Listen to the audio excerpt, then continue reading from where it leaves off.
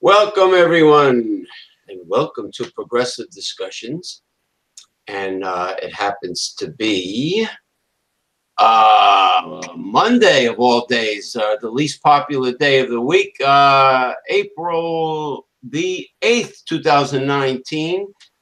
And it is a lovely afternoon, very nice spring weather, very mild and warm. And I am proud to announce that for the very first time, this is the debut of my co-host and special guest from the state of Tennessee, Mr. Gary, was it W. Owens? Yes. Mr. Gary W. Owens, a fellow progressive warrior, which is different from the hipsters that want everyone to love them and approve of them desperately. Please love me. Please love me. Please accept me. Okay, but no, we don't play that game. We deal with hard-hitting, below-the-belt truth. And I want to start off by saying, welcome, Mr. Owens. Thanks for having me. I'm very pleased because you pull no punches. Exactly.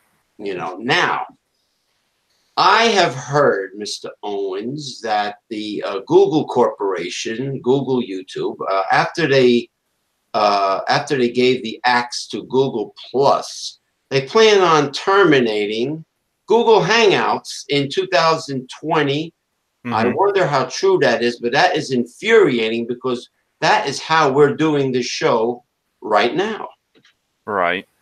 I don't know if it's true or not. I mean,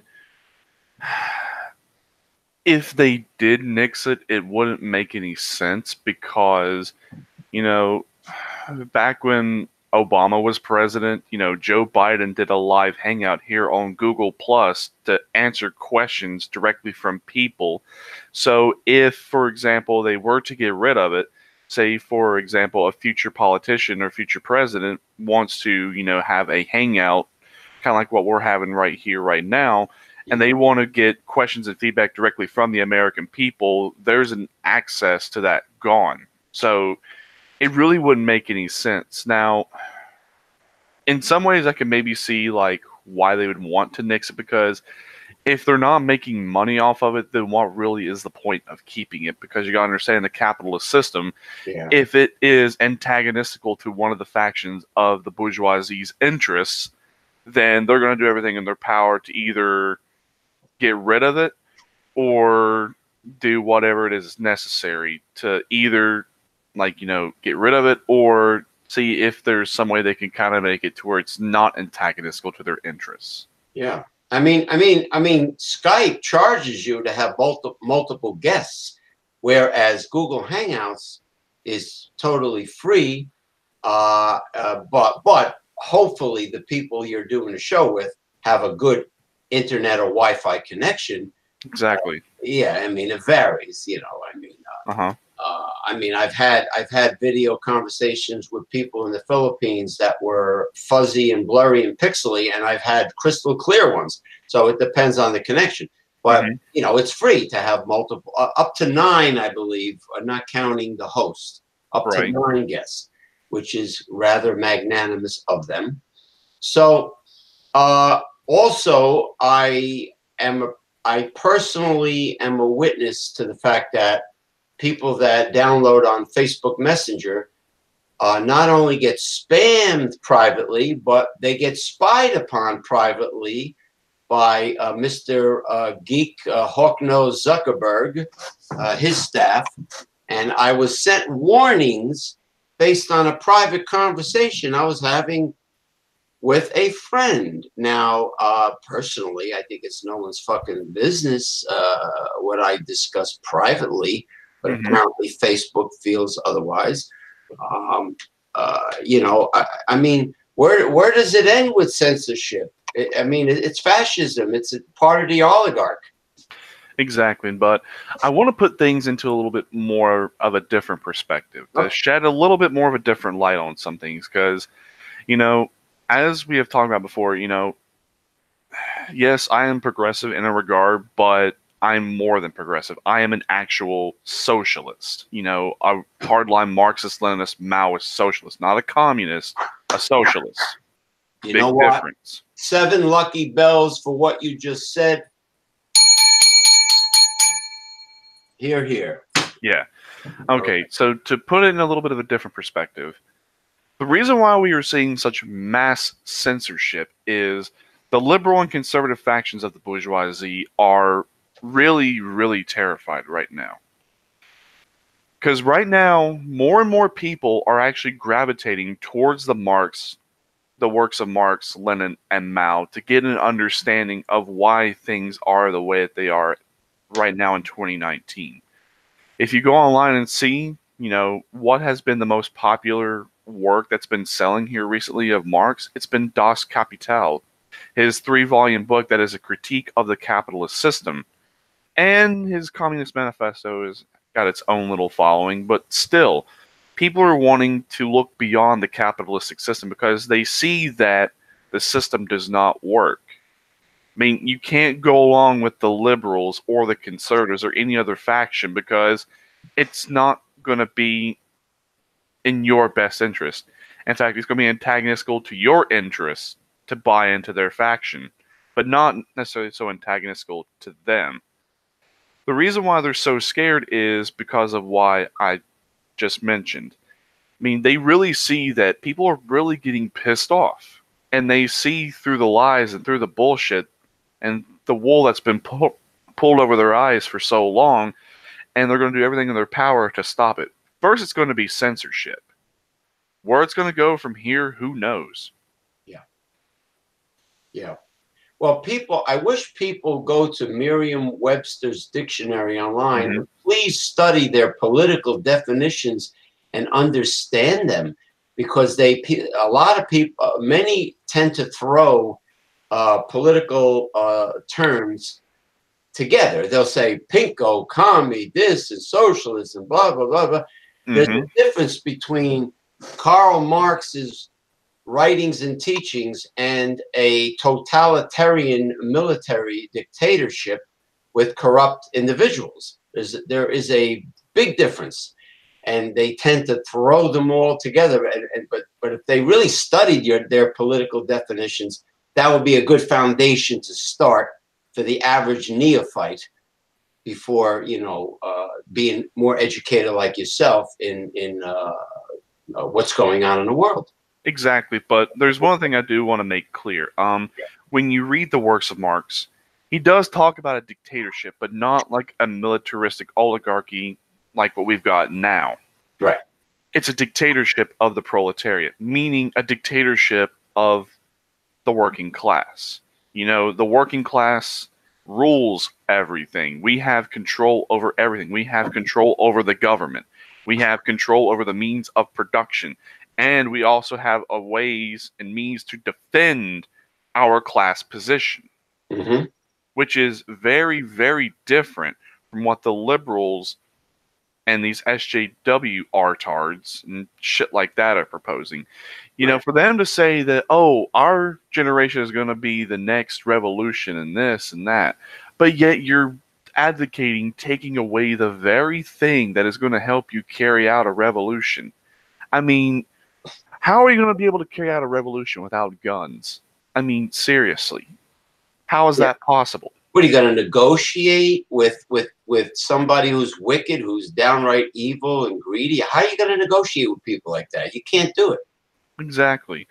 I mean, I know we were talking about yesterday about social democracy and how that's kind of like the direction America is wanting to go. I mean, it worked for a while. I mean, granted, it worked well as it did, but now, since the bourgeoisie, they want their concessions back, they are doing everything in their power to destroy anywhere that's got social democracy. The problem with social democracy is, yes, it has that hybrid system, and you get the what's the word? You get the concessions that you want out of capitalism, out of the bourgeoisie. They'll give you healthcare, they'll give you education, they'll give you higher wages, they'll give you access to better infrastructure. They'll do all of that. But the problem is, you don't rebel. And that has been the complacency of social democracy. Yeah, it worked and kept people complacent and kept the bourgeoisie at bay, but it can't keep them at bay anymore. All the stuff they gave as concessions, they want it back. Yeah, remember that big big protest on Wall Street where young people were camping out and partying in tents and everything, like a throwback to Woodstock or something, and nothing was really accomplished in that nationwide. They didn't have real leadership. There was nobody in charge of it, and that was a complete waste. What was it called? Take over Wall Street. Occupy Wall Street. There you go. Occupy Wall Street. A big fiasco. Nothing ever became of it. And I just want to point out, even our so-called founding fathers, when they said all men are created equal, what they really meant was all rich Caucasian men were created equal. Exactly. Okay, I'll leave it at that. But no, I will go further than that. You said you want heat and you want controversy, so I will go ahead and bring some heat and some controversy. Yeah, you are right in that regard. If you were not a wealthy white landowner or even a slave owner, you could not vote. You had no say in the system of government whatsoever. America has been founded upon many, many contradictions. This one specifically. This country was founded by slave owners who wanted to be free. Think about that. Slave owners who wanted to be free. Oxymoron, isn't it? Yes. And then we hear a lot about this, the Nazis are so evil. I mean, yeah, the Nazis were very evil people. Now, whether they killed 6 million people or not, I mean, I'm still kind of skeptical on it because, it seems like the Jews get the favoritism. No one really wants to care about other people that the Nazis killed. It's always the Jews, and they want to justify, their genocide of other people by saying, oh, we had many of our people killed in the Holocaust, therefore we got to do this to Palestinians. Well, they use the anti-Semitic. They play the anti-Semitic card, just like feminists play the gender card, et cetera, et cetera. Yeah, I hear about that, but you know what? If they really understood what anti-Semitism really is, then Israel itself is anti-Semitic, because Israelis are not just the Semitic people. Palestinians and other various people in the Middle East are also Semites. So by Israel committing genocide against Palestine, they themselves are anti-Semites. So they really have no ground to stand on. Yeah. Well, they have the Golan Heights issue now, and Netanyahu has been recorded mocking the United States, almost like he has the U.S. in the palm of his hand. He does. Well, he does, literally, but he's also a prick. Yeah. In layman's terms. Yeah. But getting back to what I was saying, where they get special treatment and, they get by with a lot of stuff. It makes you wonder, what about the other people that the Nazis killed? Because Nazis killed socialists and communists and progressives. Because they didn't go along with the Nazi line. They also killed homosexuals. They killed disabled gypsies. They killed disabled. Anyone that was not deemed fit by the state or anyone that did not toe the Nazi line, they killed. They weren't crazy about Catholics towards the end of the war when they invaded Italy. They weren't crazy about the Vatican. Well, they tolerated the Vatican because the Pope made nice with them. But yeah, Mussolini. Yeah, you're right. So yeah, getting back to that, and I'm gonna wrap it up because what I'm about ready to say is really gonna bring some heat. So. Getting back to what I was saying about the Nazis committing genocide, 6 million, even though that could be questionable. What about the actual genocide that happened here on our own home soil? You know, the slaughtering of 100 million Native Americans, that we committed that atrocity and took their land. And we, as Americans here on our soil, we did that. And yet, in our history books, we don't talk about that. The way that it's portrayed in our history books is like, you know, we came over, and the Native Americans, they did not care that we lived coexistently beside of them. They didn't care. And in fact, whenever we were starving and we needed stuff, they were there to help us. And how do we repay them? That. Yeah, and force them to march in all kinds of weather from their homeland to a reservation in Oklahoma, and many of them died. And then they got smallpox, and then so on and so forth. I think the white European white settlers are the ones that started scalping, from what I understand. They initiated it. You know, that's why I say Sitting Bull should be on one of the monetary bills, not necessarily, what's her name, Harriet Tubman. You know, Yeah. Sitting Bull is a hero to me, what he did. But you're right, you're right. Nothing is mentioned in my history books about indigenous people. Nothing. Or even cruelty to the slaves. It's always about the founding fathers were heroes. And I remember a photo of George Washington chopping down the stupid cherry tree. I cannot tell a lie. That's all I knew about. And Ben Franklin with the kite and the key attached to it. It was, you know, and this is what taxpayers' money pays for. My anatomy teacher in college says our textbooks are very much outdated. By how far? Yeah, there's a question. There's a question. I just want to show, since they pissed off the right wing friends of mine, I want to show a Donald Trump head. One of those stressfully, you know, just add a little levity to the show. Oh, walls work. My walls are wonderful. I will build a 5-star casino resort on the border and call it Trump's Wall. And my restaurant will be called the Taco Bowl. Yes, yes. Oh, man. There we go. All right. This is like George Custer on his last stand, and he is going to fall on his sword for this. Oh, man. Heat, man.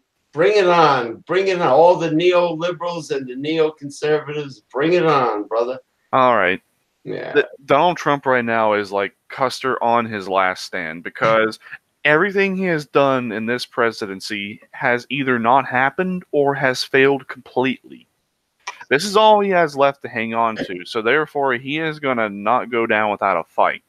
Like, he is going to fight this tooth and nail by any means necessary, because, like I was telling you, everything in his presidency has either not happened or has been a complete failure. This is the only thing he's got going into the 2020 election. Well, I have to agree with Bernie Sanders in one respect, that he is a pathological liar, and he's not the brightest bulb on the Christmas tree, without a doubt.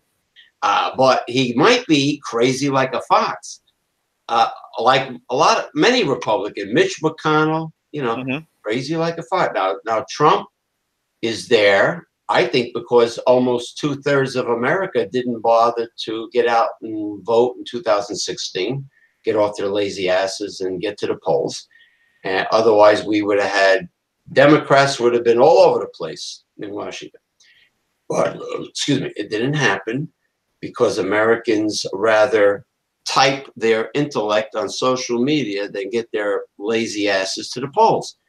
So, based on the numbers game, Republicans really would not really get elected to very much if the masses, the asses of the masses, women, millennials, people of color, et cetera, made it their business to vote in every major election, we wouldn't have the Trumpanzee Trumpenstein right now.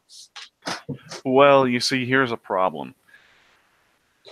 In my entire life, I've only voted once because I know not to engage in bourgeois parliamentarianism because it doesn't work. You can go out and vote all day, every day that you want.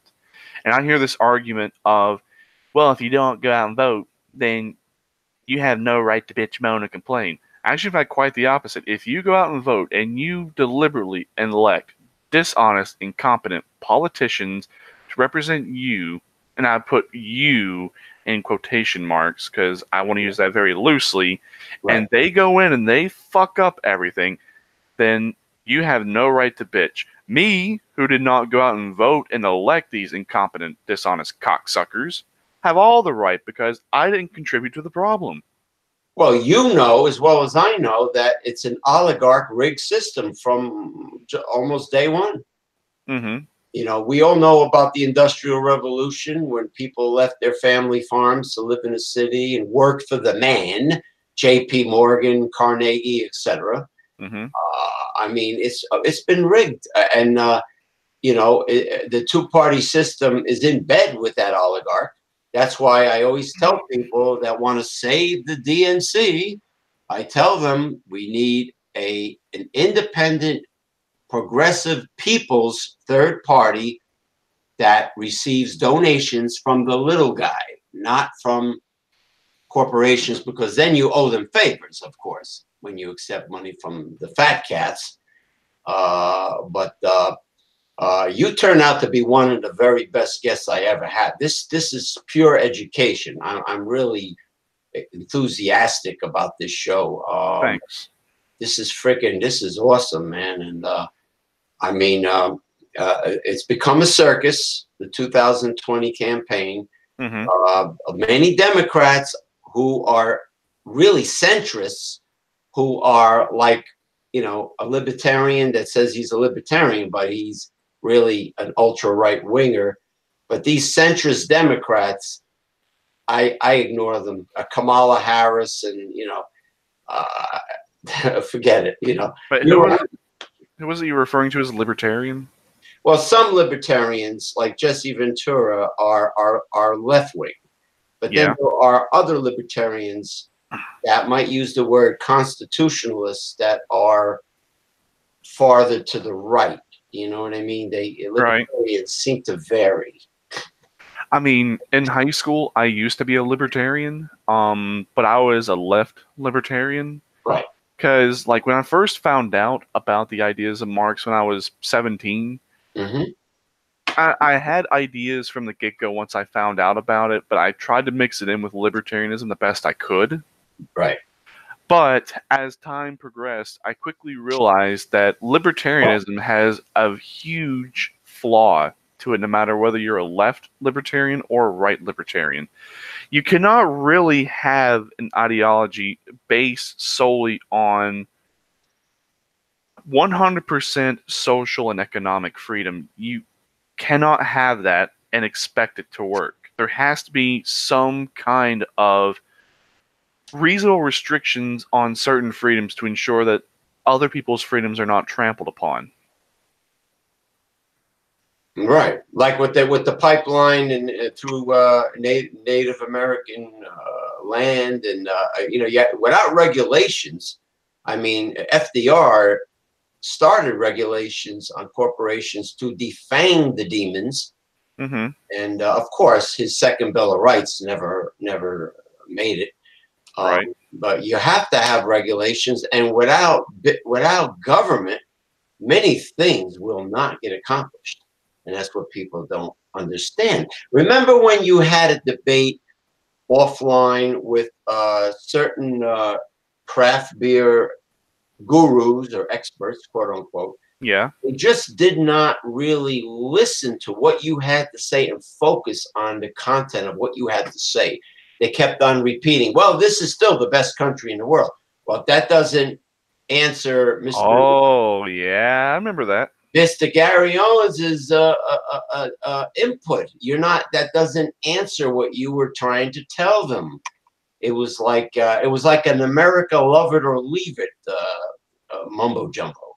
Well, to make clear, if America is the best country, it's the best in ways it shouldn't be the best.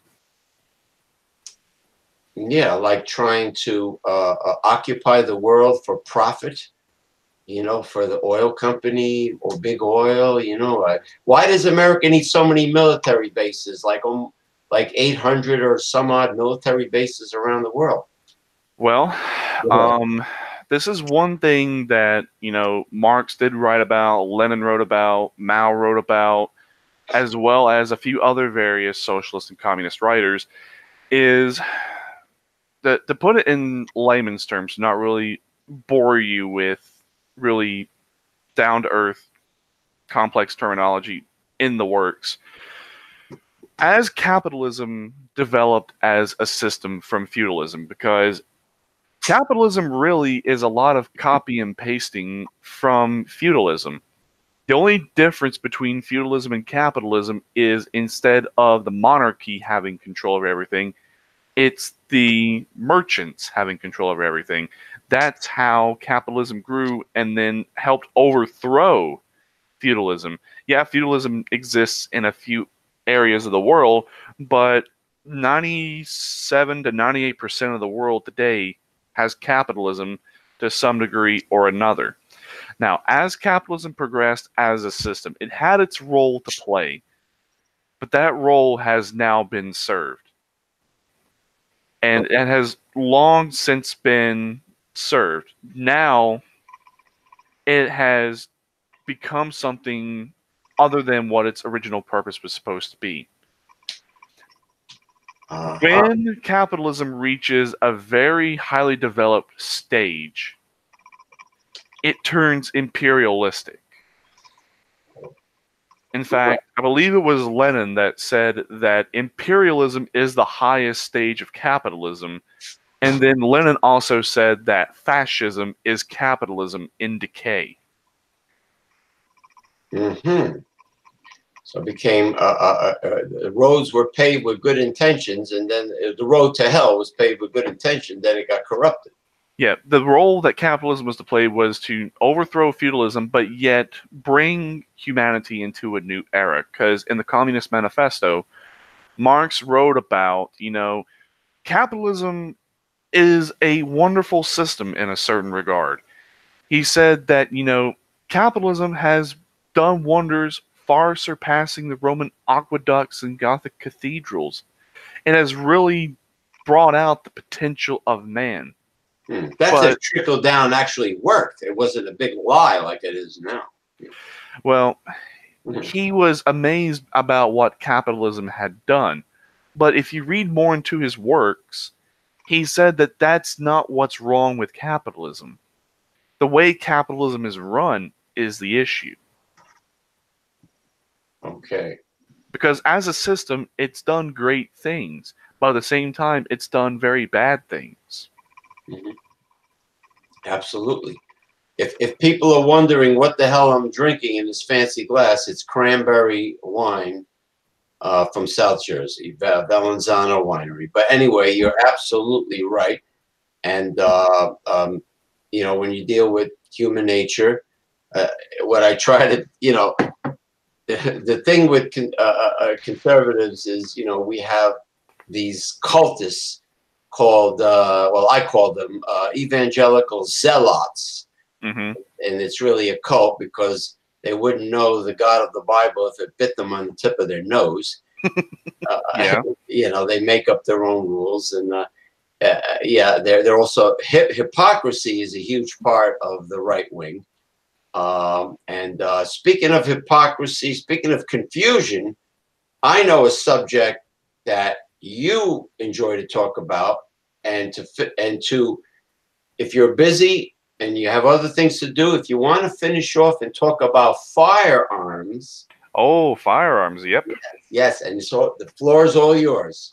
Okay, so this is where I get attacked by right wingers and left wingers alike in this regard, is that in communist countries that, they banned guns and that they committed mass atrocities against their people. That, Stalin took guns and committed a 10 million people genocide. Mao took guns and committed 100 million genocide. Fidel Castro went door to door and took guns. Che Guevara took guns. Hugo Chavez took guns. Yada yada yada. I'll just go ahead and make it abundantly clear right now. Bull fucking shit. I cannot tell you how many times I've heard this argument and how easily it can be debunked. A lot of these numbers that we hear about, 10 million dead because of Stalin, 100 million dead because of Mao, etc., comes from this book called The Black Book of Communism.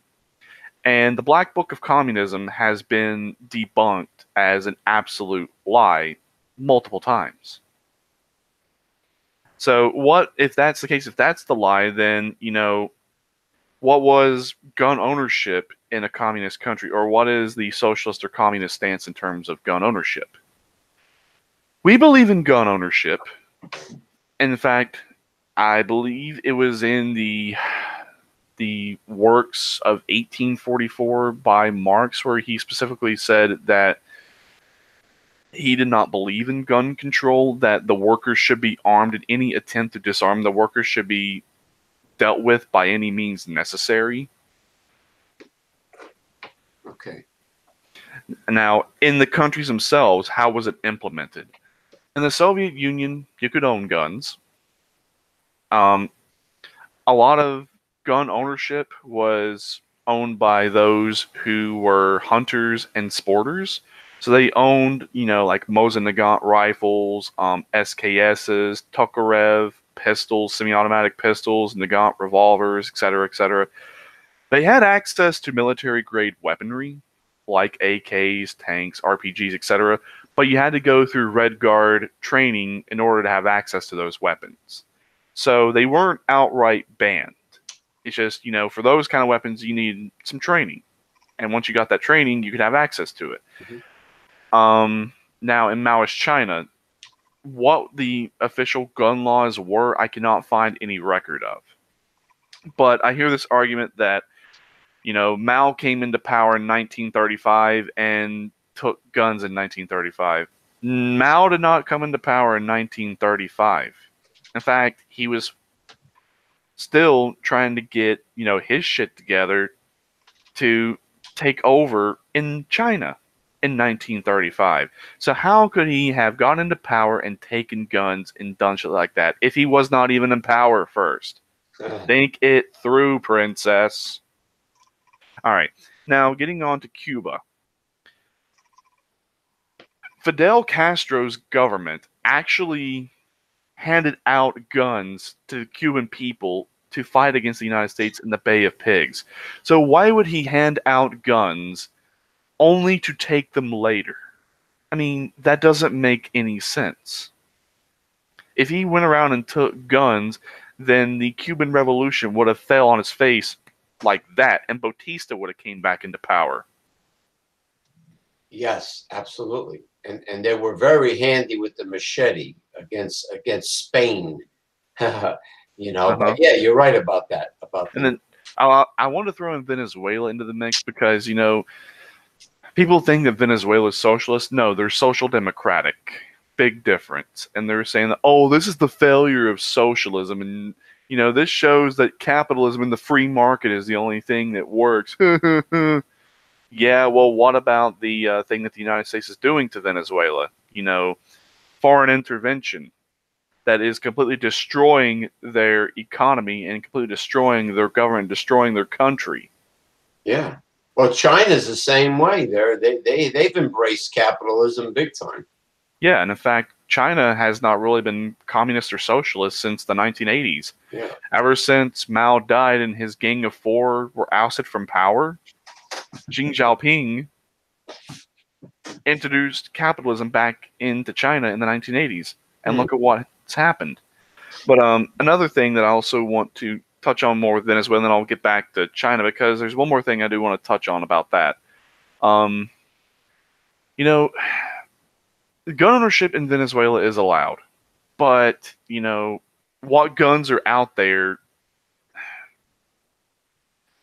what's out there is what's out there. I mean, there's no new guns being made or manufactured. What they thought they were going to try to do was, if they stopped the selling of guns and not really just outright ban them and just keep what's out there, that, the murder rate would go down. That was like their liberalistic thinking in this regard. That's another problem with social democracy is eventually liberalism will be reintroduced and then capitalism will come back in its entirety. That's another reason why you can't have social democracy. There's no real revolutionary ideology there to really not only overthrow capitalism, but to also really keep it from re-entering your country. Right, right. All right, now the last thing about China. Okay, if Mao killed 100 million people, then how come under Mao the population of China doubled? They went from 400 and some odd million to 900 and some odd million people. So I get it. The best way to double your population is to kill 100 million of it. Makes total fucking sense. Huh. Yeah, like the lie in Vietnam with the Bay of, was it Tonkin? Yeah. Mm-hmm. Yeah, well, it's a propaganda, and now I'm all for background checks. I mean, we don't want a psychiatric patient to own, automatic weapons, but I'm talking about normal people, law-abiding citizens, hunters, and collectors. Yeah, you're right. You're absolutely right. What you said about firearms. And I know I kind of missed this one because I had to touch on several different things, but the actual true stance on gun ownership is, Marx was against it, but to just put it in a nutshell, the right to bear arms socially and collectively as a class to exercise class power.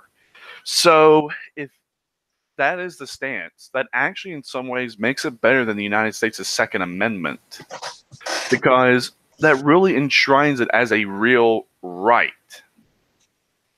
Not in like this, liberal versus conservative bourgeois politics in regards to Second Amendment. This actually really enshrines it as a right. Because, if you actually were to try to do that here in the United States, own firearms and bear them socially and collectively as a class, the conservatives and liberals would crush it like that.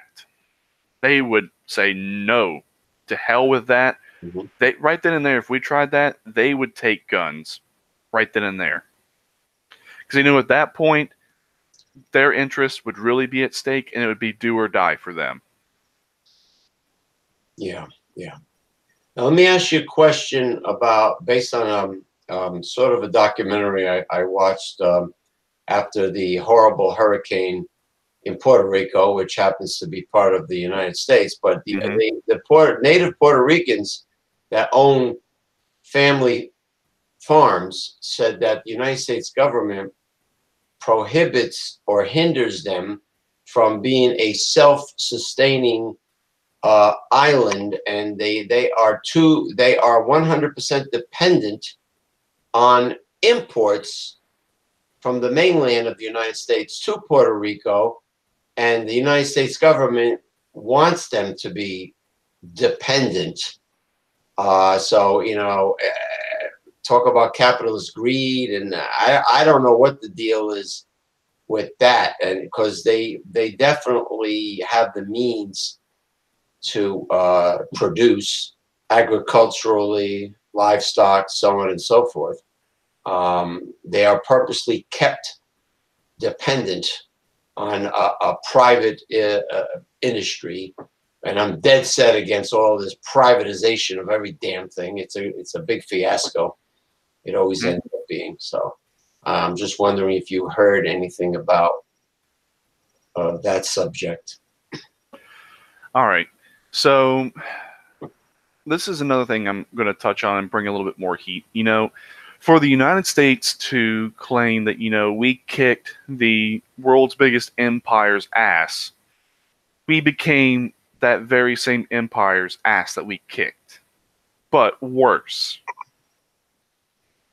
So the fact that they are doing that with Puerto Rico just shows you that just how far capitalism has developed here in the United States, and not only the world, and how it is subjugating the rest of the world, especially its own territories. Because in a lot of ways, yeah, Puerto Rico is a territory, but at the same time, we're treating it like it's a colony. that should not rebel against us and should not have any kind of self-autonomy whatsoever. Kind of like what the British did to us. Yeah.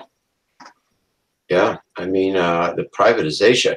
Remember when they were actually trying to sell spring water to Hurricane Katrina victims? Sell drinking water.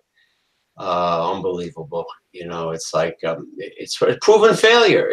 Capitalism is the devil's economics. It's a proven failure. It's rigged. It sucks. And I don't care what these flag waving fools, these lemmings, have to say about it. Well, it's not that capitalism is a failure. It's doing exactly what, it was set out to do. I mean, like I was telling you, capitalism had its role to play in terms of historical development of humanity, but that purpose has long since been served, and now it's turning regressive. In fact, in a lot of ways, if you want to think about it, it's actually trying to revert us back to feudalism. Yeah. Well, you know what some flag wavers told me? What? Oh, if it wasn't for capitalism, you wouldn't be able to upgrade your smartphones and tablets and computer PCs, and everything would slow down, and we'll be progress will be halted in science and everything. I don't think that's necessarily true. I mean, Yeah, but other thing is, under capitalism, anything and everything is for profit. Marx talked about this in his Communist Manifesto that it's taken everything that was once looked upon with reverent awe and has turned it into some mere money relation. It has turned clergy into profit. It has turned the lawyer into profit. In fact, it has even turned family relations, the relationship between a husband and wife, or a mom and a dad to their children, into just a mere money relation. This is what capitalism has done to us as humans. yeah. I mean, it has gone that deep and has destroyed us that much. Well, conservatives that always boast about being real Christians, they don't realize it, but the love of money is idolatry, because the money becomes your God and your church is the bank. And, you know, getting back to the powers that be at the beginning of this show, you look at the people controlling Wall Street, entertainment, Hollywood, et cetera, et cetera. Yeah. Yeah, you can read between the lines what I'm sarcastically trying to get at, but yeah, privatization has never really worked out. The governor we had in the past, Christine Todd Whitman, Republican, she tried to privatize the division of motor vehicles, and that was a total fiasco. That didn't work out. And so privatization really, well, look at the war. Look at Iraq. The troops waiting for supplies in Iraq, and it was privatized, and they did not get their supplies in a timely fashion, Mm-hmm. if at all. It's just you can't. It just doesn't work when you try to shrink government down to the size of something that would drown in a bathtub. Well, I'm glad that you mentioned Iraq, because this also shows you just how far capitalism will go just to make money. But they did it in an imperialistic manner. We had 9/11, and, I'll touch on this. This can be a topic for a different day, but Yes. I don't believe the official 9/11 story whatsoever. But the fact that, 9/11 happened, and we have to have this never-ending constant police state against this shadowy enemy that can never be defeated, no matter how hard we try. By this never-ending police state, money is being made.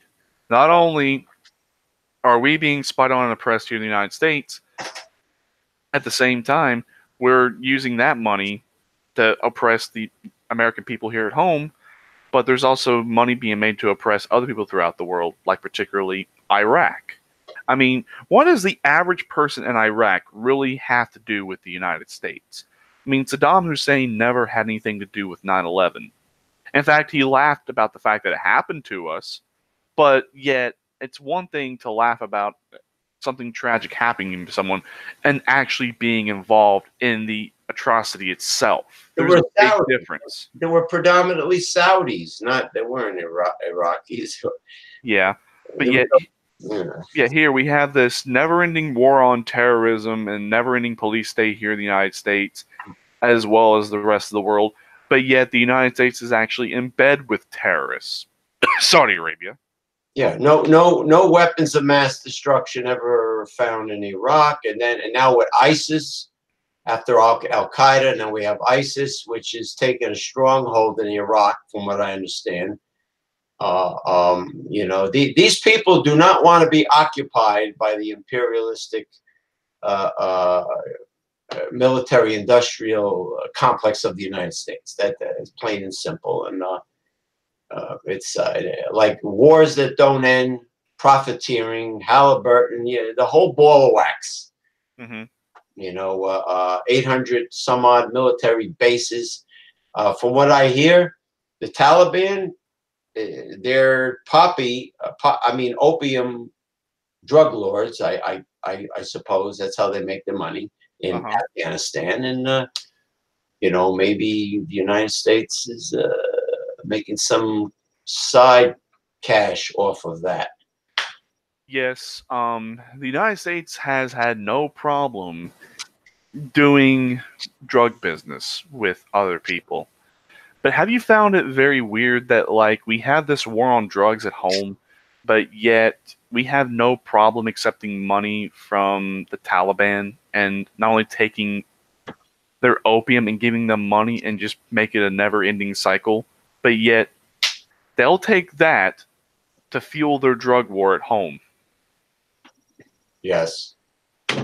Capitalism is full of just so many contradictions. It is not even funny. We could go on for days, weeks, months, or even years about the internal contradictions of capitalism. I mean, if there is a Satan, he's probably on his throne. Lucifer's probably rubbing his hands together, saying, "Oh, I am so happy I helped to invent capitalism because it's." Oh, and Trump, he's the greatest puppet I've ever had in my life. He's like, right. Well, I'm agnostic atheist, so. Yeah, I'm just imagining how he's like drooling over what's going on now. If there is such a thing as the forces of evil, but that's another thing. It's I watch Ancient Aliens, and we might very well be a huge extraterrestrial experiment. I would believe that. I mean, who's to say? I don't see primates leaving the jungle nowadays. Maybe extraterrestrials took primates and messed with them and made mankind. Well, I think we just allocated an hour, so it'll be about like another 10 minutes. We'll touch on this a little bit, and I guess we'll just do stuff off air if need be. But anyway, I'm glad you bring that up because this heavily ties in with something you were talking about. Human nature. Human nature, the biggest scapegoat to not really want to rationally explain something. That's like the fall thing. It's like with God or the devil, it's like the fallback. Whenever they don't want to rationally explain something, that's the fallback. I don't believe in such a thing as human nature because, we didn't get to the top of the food chain or get to be the dominant species for a reason. Or, hang on. We didn't get to that point for just any old reason. I mean, there's got to be something at work here. And, whenever people say that, humans are innately good or innately evil, it's a big, flawed argument for a multitude of reasons. Okay, take, for example, a newborn infant. And this is what some guy at work tried to argue with me, and it just fell flat on its face. Does a newborn infant really have a concept of good and evil? I mean, Yeah. do they really understand it?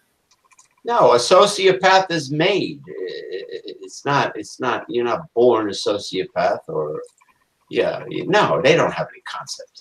Well, what does an infant really want? You know, even though they may not realize it or not, but what, by their actions, do they show that they want? Well, they want food. Hmm. They want moisture, water. They want to. If they don't feel comfortable, if they have a load of crap in their diaper, they want to be changed. You know, the basic needs of a human. Right. Yeah. So they just want to be loved and cared for. I mean, Yeah. is that really good or evil? It's not. It's No. just basic human want and human need. That's much different from human nature, which this guy tried to argue with me at work. He said, "Okay, well, if that's how an infant is, well, what if that infant grows up into an adult and then wants to be loved and cared for and isn't, and then goes out and does something really horrible?" I'm like, dude, do you not know this thing called ad hominems and non sequiturs in terms of debate skills and keeping things in context? Like, you just took it into something completely different that bears no relation to what even we were talking about. He's all over the place. Exactly. Yeah. Well, people should learn to stay on topic, and then when it's done, finalize it and move on. I mean, I just want to say, if you think of a new topic, send me a private message and say, look, there's something important I want to talk about. We'll do another show, and Exactly. hopefully we'll draw some heat from all the imbeciles out there in cyberspace. And Yeah. But I'll use this last little bit to talk about the ancient aliens. You know, yeah, going in with that, I've read books on it, and to be honest, I can believe it. You know, I would believe more that aliens or the universe would be God as compared to like Allah, Yahweh, or Jehovah. right. Because if they really do exist, that's something that you could see. That's something you could hear. That's something you can experience with all of your senses, not just follow blindly like a sheeple. Well, the sheep will believe the planet Earth is only 6,000 years old, and dinosaurs existed along with along with biblical mankind. I mean, how insane is that? Yeah, but I've read these books, and it talks about the Anunnaki as well as other various extraterrestrial races. I mean, I can believe that because, when you analyze evolution, it's not really a complete linear path. Like, when you look at what we were taken from to be made as humans, there's a lot of gaps in terms of progression of our evolution. So if there's that huge gap, then that means that there had to have been some kind of external intervention in this. Sure, modern machinery cannot duplicate what the ancients did in terms of stacking blocks of granite that weighs God knows how many tons apiece with perfect precision, where you can't even get a razor blade in between. They proved that modern machinery can't accomplish what they did.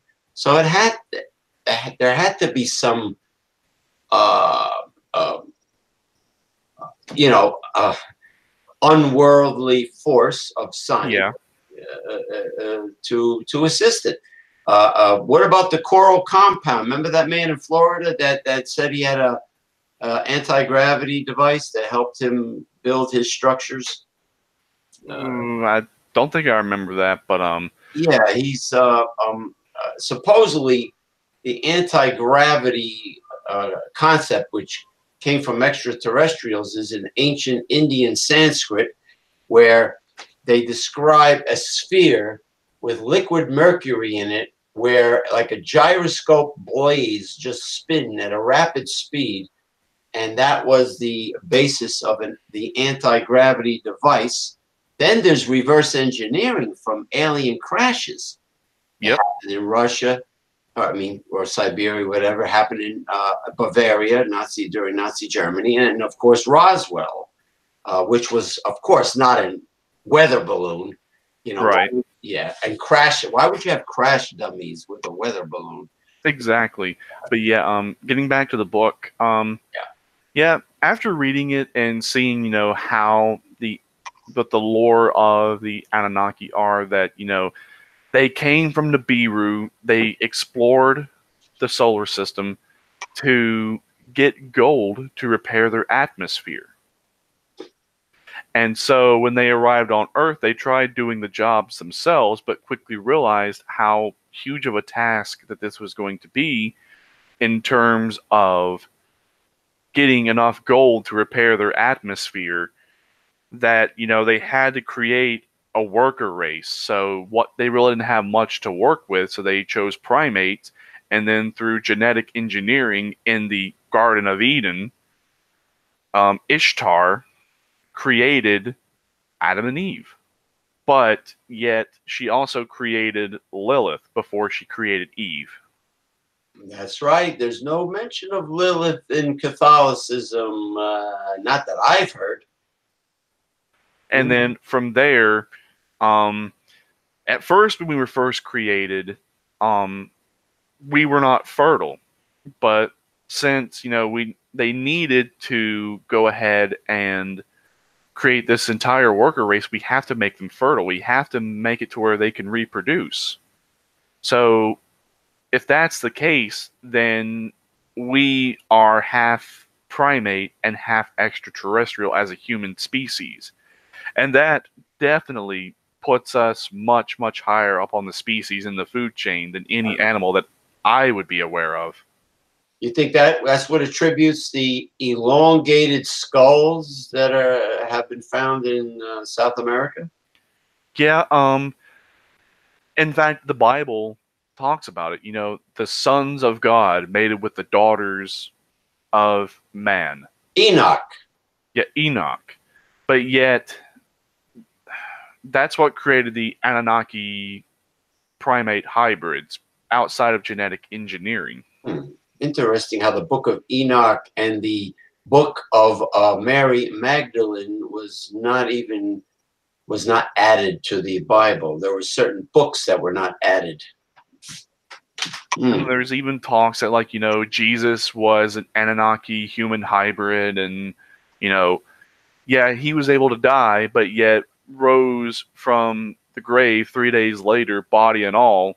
What if he was teleported back up to the mothership? Yeah, that's something we can definitely get into for another day. There is definitely multitudes of topics that could be done on this show, uncensored, progressive discussions, no hold barred, and I really am, even though it's not the most popular day of the week, I am really thrilled to have done this show with someone like you. Thanks. And it will definitely be promoted to the hilt. And thank you. Thank you. For being a guest and a co-host. So keep in touch and have a nice remainder of this lovely Monday. Thank you. You too. All right, sir. Bye-bye.